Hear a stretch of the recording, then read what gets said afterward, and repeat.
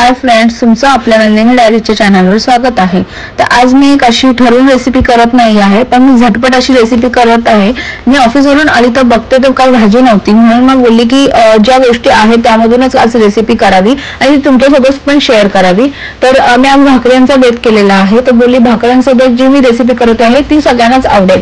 तर बघू शकता तुम्ही कढई तापत ठेवली आणि कढईमध्ये मी तेल टाकत आहे।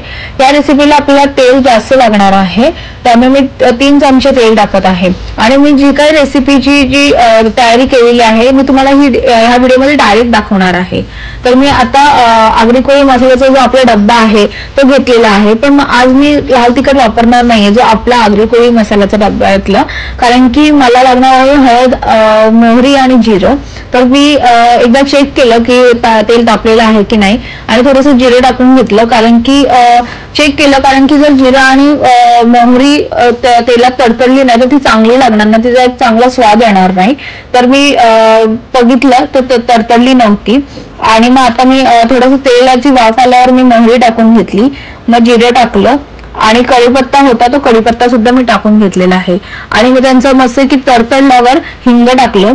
हिंग टाकल्यावर मी काय केलं की एक खलबत्ता घेतला, खलबत्त्यामध्ये आलं, लसूण, कोथिंबीर आणि मिरची यांचा चांगला ठेचा केलेला आहे, कारण की ह्या गोष्टीसाठी, ह्या रेसिपीसाठी खूप छान लागतो तो ठेचा। तर मी तो ठेचा चांगला घेतलेला आहे ठेचून आणि खूप प्रमाणात घेतलेला आहे, जास्त, कारण की ज्या प्रमाणात घ्याल त्या प्रमाणात तो छान लागेल आणि जे ठेच्यावरच आपली रेसिपीची तिखटपणा डिपेंड आहे, म्हणून मी तो रेसिपीमध्ये टाकून घेतलाय। आणि मग आता चांगला परतून घेता येईल, त्याचा आलं लसणाचा वास गेला पाहिजे, त्याचा कच्चा वास आपल्या भाजीला येईल। मी आता परतून घेतलंय चांगलंच, तुम्ही बघू शकता। आणि या गोष्टीवर मी परतून झाल्यानंतर मी कांदा टाकून घेतलाय आणि आता मी कांदाही चांगला परतून घेणार आहे थोडासा लाल होईपर्यंत।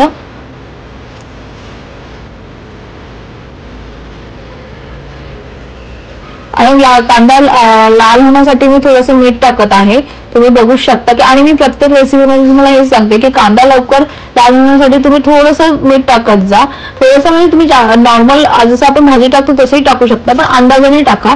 जर भाजी खारट झाली तर ते मग परत तुम्हाला ट्रिक्स वापरायला लागतील। तर मी आता टाकत आहे ह्या मोमेंटला थोडीशी हळद टाकणार आहे, थोडीशी म्हणजे जास्त। हळद ही खूप गुणकारी असते, तर तुम्ही हळद चांगली वापरू शकता भाजीसाठी। तर मी हळद चांगली परतून घेते जेणेकरून हळदीचा कच्चा वास पण निघून जाईल।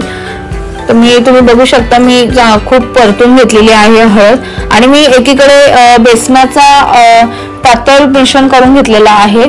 तर हे काही लोक पिठलं करताना आहे ना कच्चं पिठलं म्हणजे कच्चं बेसनही टाकतात, पण मला हे असं पातळ इझी पडतं म्हणून मी हे असं टाकते। आणि मी तुम्ही बघू शकता टाकले आणि मी चांगलं ते घोटून घेते, कारण की त्याच्या गुठळ्या नाही झाल्या पाहिजेत पिठलं असं एकदम छान सुटसुटीत झालं पाहिजे, त्याच्यामध्ये गाठी गाठी राहिल्या तर ते कच्चं राहील बेसन आतमध्ये, म्हणून ते चांगलं परतून घेत आहे। या मोमेंटला मी पिठलं थोडं हलवून झाल्यानंतर कोथिंबीर टाकत आहे। तर मी पिठलं एकदा चेक केलं की ते नीट झालं की नाही आणि आता मी कोथिंबीर टाकत आहे। कोथिंबीर टाकल्यानंतर ते चांगलं हलवून घ्यायचं आणि गॅस बारीक ठेवायचा, कारण की बेसनाचा प्रकार करत आहे तर आपल्या कढईला ते लागून ते बेसन जळू शकतो। आणि मी आता झाकण ठेवतीये, एक वाफ द्यायची आहे आपल्याला बेसनला। आपण जो तेल टाकलंय त्याची ती तेल सुटलं पाहिजे त्या पिठल्याला, म्हणून आपण ती एक हे केलेलं। तुम्ही बघू शकता की तेल एकदम छान सुटलेलं आहे आणि पिठलंही असं मस्त झालेलं आहे। तर मी आता ते एका डिश मध्ये काढून घेते।